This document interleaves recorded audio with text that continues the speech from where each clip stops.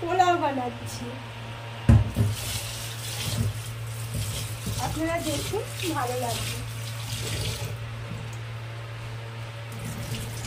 শুকোতে দিলাম, তারপরে এটাকে শুকোতে দিলাম, নেড়ে দিলাম ভালো করে যাতে ঝরঝরে হয়ে যায়।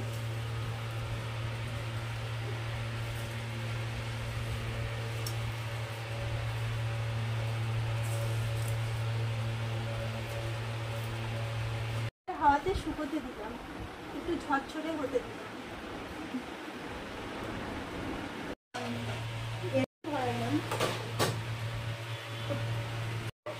আমি এর মধ্যে একটুখানি ঘি দিলাম,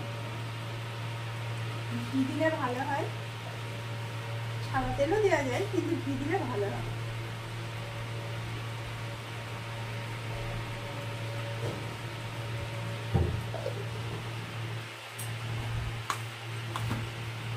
দেওয়া হয়ে গেলে একটু হলুদ দিলাম,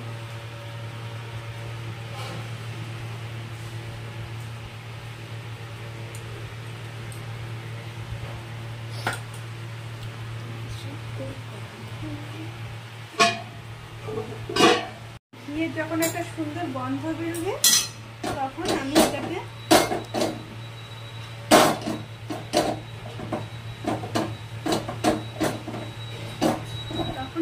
আমি নামিয়ে একটা বাটির মধ্যে ঢেলে নিলাম।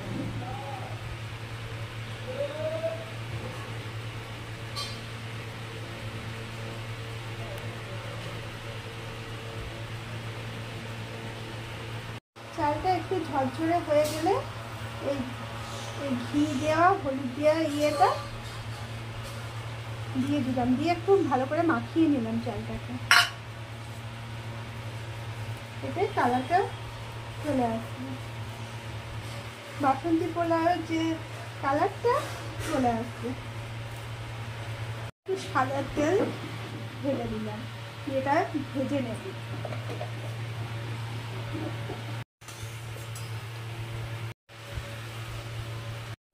এলাচ, লবঙ্গ, দারচিনি দিয়ে এটাকে ভেজে নিচ্ছি। ভেজে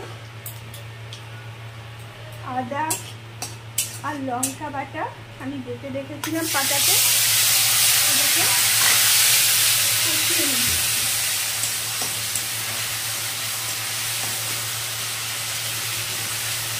এরপর চাল থেকে এর মধ্যে দিয়ে ভালো করে ভেজে নিলাম।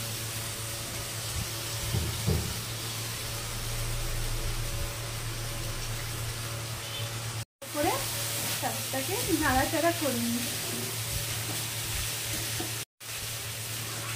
1 কাপ চাল নিয়েছি, তার মানে 5 কাপ জল দিতে হবে এর মধ্যে, না হলে পোলাওটা ঠিক ঝরঝরে হবে না।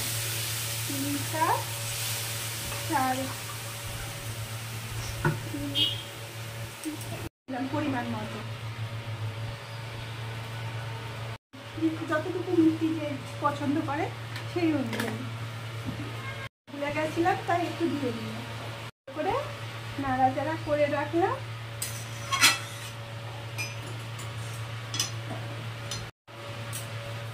মধ্যে একটু দিয়ে দিলাম, পোলাওটা কত দিন তো হয়ে গেছে ঝরঝরে।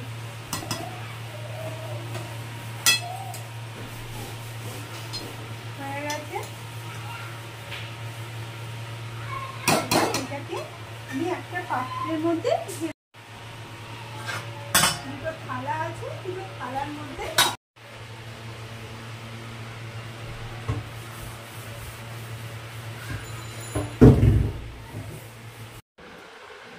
তাহলে আজকে বাসন্তী পোলাও রেডি।